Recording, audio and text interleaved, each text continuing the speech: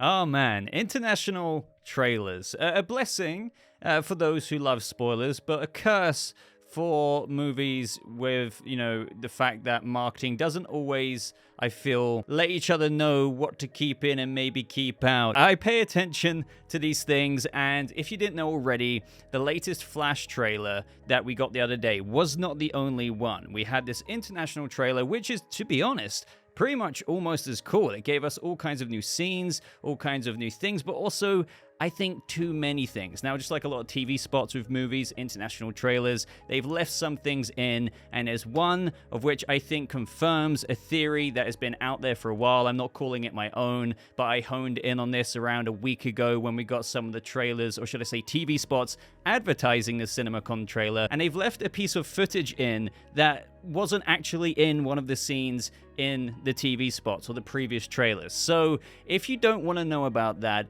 do not watch this part of the video, because in this video as well, I also want to review the reviews coming out of CinemaCon, because I thought that would be kind of cool, seeing what everyone had to say about the Flash movie. Also some details from Andy Muschietti about cameos in the Flash that didn't actually make it in. The reason why I'm wearing these headphones is because I do want to watch it again. I have seen it, but for those of you who haven't seen it, I'm just going to chuck it up here and we can kind of just experience it together. Oh yeah, like this video as well. That is always very, very helpful. Just speedster over to that button right before we hit this trailer, and let's go. That's very loud. Very heroic music. See what I mean? Already new footage. Flash going down the street. Great. A great look at the suit. Barry's pose. Oh my God! Fangirls. Hi. I love you! Thank you. You seem very nice. I do like how awkward Barry kind of looks in that moment. All right, so now running into the Speed Force. Whoa. So we're like in the future. No, wait, we're not in the future. I was supposed to be back in the present, but I'm still in the past. And there's not supposed to be two of me. Hey, do the thing again. Barry Fine. explaining to the other Barry basically what the heck is going on. Not gonna lie, I'd react the same way. Mother. I went back in time to save my mom. But I completely destroyed history. Another, see what I mean? There's lots of new perspectives of the suit and whatnot. So, it's pretty cool. And you changed the past. You changed the future. See, that's really weird. That was like... A world with no metahumans. Want some help? I'm gonna shut up a bit. I'm Batman. And see, another perspective of the bat cycle coming down there. This world must die. What's the play? Batman, what do we do? We try not to die.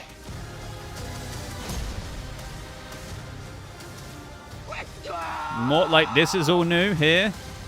Both Flashes on the field of battle at the Black Zero event. It's coming up. It's coming up. No, This bit. died. That bit. This bit.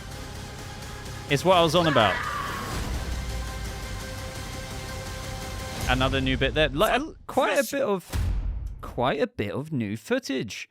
And let me know down in the comments below, if I shimmy over here, what you think it was in that trailer that kind of led to confirm a fan theory out there. I mean, I can't say it's confirmed until we all see the movie, but I feel good about this one. Just before we get into the somewhat more spoilery shots, I just wanted to say, it's quite cool seeing all of this new footage at the beginning, these Flash fans coming up to him just as he's about to take off down the road in Central City. We see him even running into the Speed Force at one point with the suit, and some of the suit shots here, different perspectives, look really, really cool. One thing I was seeing from a lot of fans online, even people were like, oh, I'm not sure about this. When they saw this trailer, they were like, this trailer is, giving us all kinds of new looks at the suit, and the trailer itself arguably should have been advertised as a main trailer on top of the official trailer 2 we got the other day. We see the moment where both Barrys have already met each other at this point, but they're in the younger Barry's, the other Barry's bedroom, and he's trying to explain, okay, there wasn't really supposed to be two of us, we're not in the future right now, and that's when he starts reminiscing over the other Barry's mother, right? Again, in this shot here, another perspective of like everything crumbling, I'm guessing because of the Black Zero event, and we get a nice shot of the Flash suit, and I see why people really do like it. I mean, I like it lit up, don't get me wrong, but it does look pretty clean even without the lines in it. The only thing I would say right now, even though the cowl does look pretty decent here, is, the cowl was originally somewhat of a helmet, but what they've done in post-production, as I've pointed out enough times now, is they've made the suit go all the way up the neck into the cowl to make it seem a little bit less like a helmet. When we get to the field of battle, again, another look, a side profile of Ezra Miller in the Flash suit, just going through it, more Batman in the Batcave, but let's just get to the very interesting part now, because I know that's probably what a lot of you are wondering if you haven't caught it already. So, this shot you're seeing right here, when the other Barry, and we went over this, honestly, a week ago, when we saw this shot advertising the official trailer 2, I believe, this shot is in the official trailer 2 as well, where the other Barry and our DCEU Barry is in the Speed Force. And, our Barry is kind of basically saying we might need to do something differently here. The other Barry is exclaiming, "No, nobody dies." He's not just exclaiming it, he's kind of roaring it, right? He's very adamant about no one dying. They need to keep trying whatever they're doing to not let that happen. Now, what is that you see in his shoulder there? Kind of this little spike coming out. It's almost metallic. You could argue something got in his suit or something like that. But the main thing I want to point out to you before we get really deep into it is that this very spike was not included in the official trailer 2. It was not included in the TV spot, and that's because it was digitally removed. Now, this international trailer, they obviously just completely glossed over that and left it in.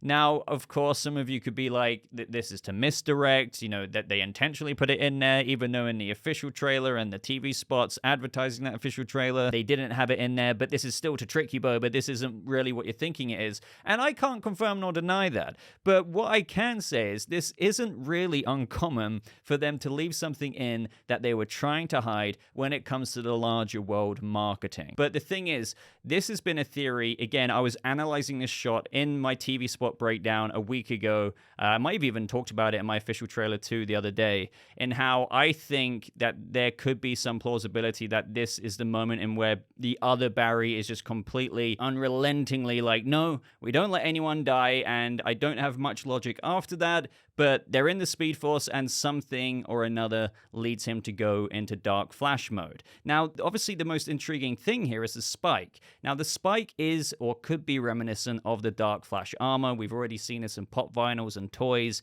I'm probably showing something up on screen now to do with McFarlane toys.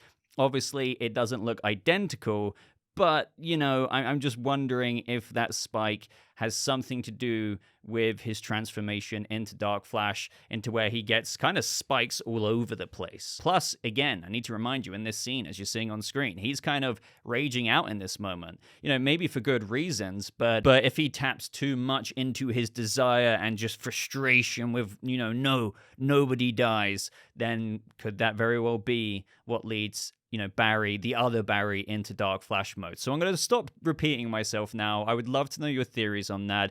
I've always felt like, long before seeing this, that it is fairly likely of a theory that we've got our Ezra Miller DCEU Flash, there's the other Barry. I thought, are they really going to introduce a third Barry to come in and be the Dark Flash that we knew was going and is in this film? I mean, sure, you could say that you've got the other Barry, you've got our DCEU Barry, and then in the third act or something, some alternate timeline dark version who's lost, I don't know, Iris just comes in and he's all like Ree. But it's okay, but it just makes more sense that you have our DCEU Barry, you have the younger other Barry, and somewhere along the way, he helps out, it's all good there and then, but through the battle for his world, it makes more sense that he goes on an arc where he transforms. And that's where the theory came from. Instead of having 3 separate Barry Allens, it's more likely just 2, and one of them, obviously the other Barry, decides to wear a very spiky Venom suit, if you know what I mean. And this could be the beginning of those spikes that I'm seeing on screen, and you're seeing on screen right now. And again, I need to remind you, look at this TV spot. Look at the official trailer too. Not there. Did somebody mess up? After this as well, immediately in the international trailer, we see Barry, of which I think is in the Speed Force. But the main thing I want to point out first of all is that he's got that like little Speed Force protection bubble around him. We've actually seen this somewhat go around him when he's going throughout the Speed Force. I like that inclusion because speedsters have been known to have a little bubble shield around them to protect them from the elements of, being a speedster. But here, he's actually running in reverse. So the reason why I say this might not necessarily be in the Speed Force, despite what the ground looks like and that fire beside him, even though, yes, it could be in the Speed Force, is because if he's running backwards, then maybe he's reversing time here, and this could actually be out on the battlefield because, the Speed Force normally has all of that stuff around them, like even in the previous scene with the potential Dark Flash spiked version of Barry, you see all of that Speed Force background location, right? Here you don't really see that. You see just a bunch of fire. So it makes more sense that it's him reversing time and maybe the elements are kind of like reversing along with him. I don't know. But yeah, I mean, you could argue again, both of this could have been reversed, so he's actually running forward. But yeah, I don't know. Maybe not. It seems to me it could be reversing time. So ultimately, let me know all of your thoughts, your theories with regards to that little kind of shard of metallic stuff in the other Barry's shoulder. What do you think? What are your theories? Do you believe that this is how he gets into Dark Flash mode? Is it the first spike that sprouted? What happens after that as well? What happens to this other Barry? But up next, I want to read out a couple of things from the Flash Film News Twitter account, because what they've done is they've taken a couple of quotes from other outlets in where Andy Muschietti has talked about some stuff since the movie screened at CinemaCon, and then I want to go over some of the reviews coming out of CinemaCon just to kind of vibe what people are saying, because they've literally seen the film. So first up, they say, according to Andy Muschietti, The Flash sets up a possible sequel. And he says, of course, there's an architecture in DC that is brewing, and it's being created. And the question is, will this new architecture absorb this story? The good thing about the multiverse is that it is possible. So this isn't necessarily mind-blowing. It's something you would expect Andy to say because, as James Gunn has said with the whole Gods and Monsters Chapter 1 announcement, they're going to be quiet on that for now. So Andy is just somewhat echoing that. Like, yeah, sure, it's totally possible. The Flash movie resets the universes and literally resets it into the new DCU. He's basically saying, well, it could work, but we're kind of just waiting to see, right? So up next, now this might piss some people off. You could say that they're keeping it coy still and they're trying to like downplay things. But they say that The Flash almost included Grant Gustin, Marlon Brando, Linda Carter, and other cameos. In response to Dorian Parks, Andy Muschietti explained why he didn't include Grant Gustin. Of course, as I said before, the list of cameos was huge. So obviously we played with the idea of including DC characters from TV, but we just had to pick. So he's saying there are still cameos in there, and there was actually a huge list of cameos that they had, but the ones that they do have in the movie, they had to pick and choose. They couldn't have everyone, so that's, indicating that Grant Gustin wasn't one of them. Now, again, I do want to entertain. Arguably, he could still low-key be in the movie, but maybe not. This makes more sense. All of this is coming out after the screening at CinemaCon, so they're not answering like mega spoilery interview questions, but there's some stuff slipping between the cracks. For example, Grant Gustin not being in the Flash movie, but they had to pick and choose. So maybe you could argue they picked John Wesley Shipp's Flash instead versus that of the CW's Flash. And they picked other DC heroes from movies in the past, but maybe some other actors like Linda Carter didn't get picked either. So it's that kind of vibe. All right, and lastly in this video, guys, I want to go over a few reactions to The Flash. There's so many of them. This Twitter user here was very kind enough to put them all in one thread. It's just interesting. I'm sure you've already heard it's received a massive positive reaction from those who are in CinemaCon. There's some people who are saying, okay, it's good, but after the first hour, into the second act or the battle, it gets a bit, maybe not disjointed, but a bit all over the place. So it's interesting seeing some people who went to CinemaCon say that, but the majority of people really, really, really praising it. So first up, we have Robert Meyer Burnett. You may know him from the John Campea show. He said, "The Flash is wildly entertaining. A tone reminiscent of some of your favorite 80s movies. One I'm thinking of is cleverly worked into the film itself. Ezra Miller's winning performance. No, really." I'm guessing he says that because I know I'm interjecting here, but a lot of people think that because of all of the allegations, all the drama, all of this, that, and the other over the past few years, that means that the movie's going to be bad or is bad. Now, you may have your thoughts on that. I have my thoughts. I've covered it on this channel before. But no matter, as I always say, no matter the Ezra Miller drama, this, that, and the other, it doesn't negate performance, if that makes sense. You know, sure, it might put you off seeing the film. You might not want to support the film. But if you did see the film, even if you have a bad taste in your mouth or not, given the history over the past few years, that doesn't mean that that said actor's performance isn't going to be either good or bad, however not they've conducted themselves in real life. So Ezra Miller's winning performance, no really, to a surprisingly emotional payoff, it ends the Snyderverse in grand fashion. And as we go through a lot of them on this thread, like Eric Davis is saying, DC's The Flash is tremendous. Forget DC, it is without a doubt among the best superhero films ever made.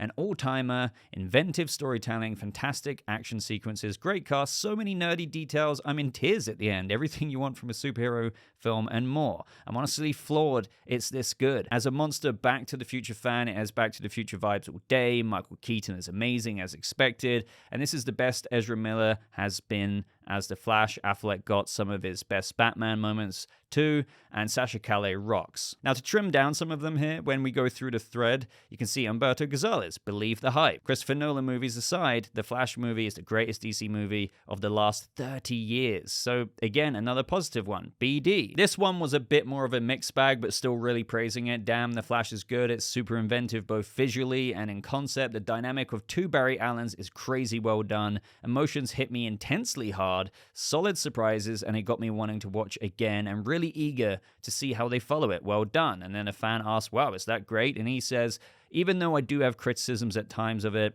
the beginning and the end are really strong. Some stuff along the way didn't work super well, but overall it gave me a lot to enjoy. Scott Mantz, The Flash is awesome. One of the very best DC movies. Eric Goldman, yeah, The Flash is legit great. It delivers some notably thrilling, fun, and creative moments. Sean O'Connell, nostalgic, hilarious, with tons of heart, and two outstanding performances by Ezra Miller. I honestly can't believe The Flash actually exists. Again and again and again. So this is where we get into a couple more critical reviews. You have Andrew here saying The Flash manages to deliver glorious high thrills. Andy Muschietti captures what many of us have always dreamed for, a cinematic Flash story. But there's also plenty of just bizarre decisions. Some story related and others technical. Not amazing, but still pretty good at times. And I believe even John Campea said, like, it's not what everyone's been saying, like, oh my god, out of this world, amazing, but it's still really, really good. Do you see what I'm saying? Like, read between the lines there of what everyone is saying, and you kind of get a vibe of this movie. Now, Jeff Snyder here goes a bit more ham, saying, The Flash, first hour is pretty fantastic, strikes the perfect tone. Ezra is great, heroic, funny, emotional. All good things, right? But then, Jeff Snyder says, the last hour is mostly terrible. Just an utter mess that will leave you asking, what the hell is going on? Fan service and DC villain problem strikes again, mixed bag overall. Here we have Rebecca Rubin saying, The Flash is not one of the greatest superhero movies ever. Parts are funny and fun, but I was completely exhausted by the second hour. We have Catsy Steven here saying, The Flash is an ambitious movie with very little to actually say, packed with cliches, and far longer than it needs to be. It shares themes with some similar titles, but doesn't execute nearly as well. A far cry from the best superhero movie of all time. So again, these less than positive reviews are existing, but as I scroll again, The Flash is absolutely one of the better DCEU films, and arguably the best. Another one, I came out of an early cut of The Flash, and it's fantastic. Another one, as a Flash fan since childhood, I had the pleasure of seeing it early. What a ride. Easily one of my favorite DC movies. Jaw-dropping and emotional end. Like, it keeps going on. So I would say this is kind of what I was expecting. Like, I'm not saying I predicted all these reviews, but it almost wasn't hard to, because we've been hearing for the longest time that this movie is, generally described really good. From the test screenings, for the longest time. You know, if you want to chuck Tom Cruise in there saying, oh, it's the movie we need right now. So what I've always said is I feel, especially now we have it verified here from a lot of people, that the general audience will probably find this, for a superhero movie, very, very entertaining. And the biggest echoing factor outside of what we've heard through test screenings is that it emotionally punches hard. So, yeah, sure, you might have more critical reviewers. Again, I consider myself quite critical, you know, analyzing this, that, and the other. Or there might be a plot hole there, or thematically, you know, or, what they were doing with this, the pacing of this scene seemed to be all over the place. Most people will still be very entertained, especially general moviegoer audiences will probably be like, my God, like, especially when you kind of, you know, scatter it out and apply all of these reviews.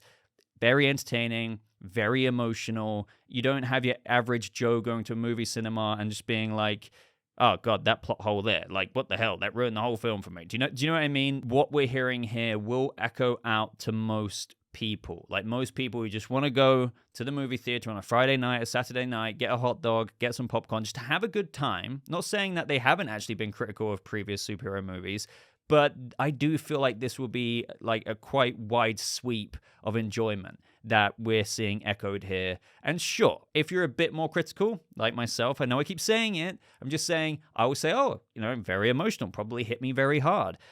You know, I was really entertained. Keaton was fantastic. I loved Batfleck. I do feel, however, when maybe we got to the battle, the Black Zero event, when we had Sasha Kelly's Supergirl, both Flashes there, and they're against Zod, this is where it started to do this, that, and the other, but maybe a more general moviegoer might be like, oh my God, it was still so all amazing when they got to that. Do you see what I'm trying to say? Nothing is perfect, but this is always the discourse I see. You know, so many people enjoy movies from a very, very, very, very subjective standpoint. And once again, I have my own subjectivities with Black Adam. I still find it entertaining, but some people, you know, mistake, you know, for example, all of these, you know, apparently artificial reviews as if they're completely fake. And I do think that's unfair to say, because you genuinely can't assume or pretend to know for a fact that everyone who saw the Flash movie at CinemaCon didn't actually have a blast, and in their standards of movies and their own subjective experience that, you know,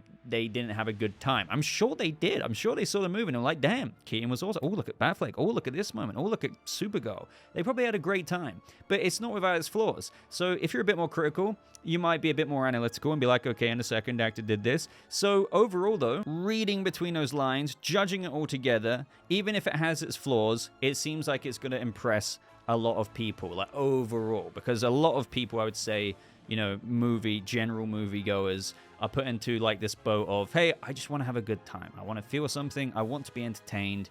And it seems like this movie will do that. So guys, after a lot of rambling, I leave this over to you. Obviously, let me know what you thought of the international trailer stuff, and then, you know, what Andy Muschietti had to say after CinemaCon about a thing or two with regards to cameos. But what do you think of my reviews of the reviews, but also what do you actually think of the reviews? I read every single comment, guys, so I can't wait to see what you have to say down in that comment section with regards to the theories and everything. Leave a like on this video if you got this far. I would really, really appreciate that. It helps my channel out so much with that engagement. Of course, consider subscribing to stay up to date on all kinds of videos like this. But thank you once again for watching. I hope you have a lovely rest of your day, and I'll see you fellow speedsters in the next video. Goodbye.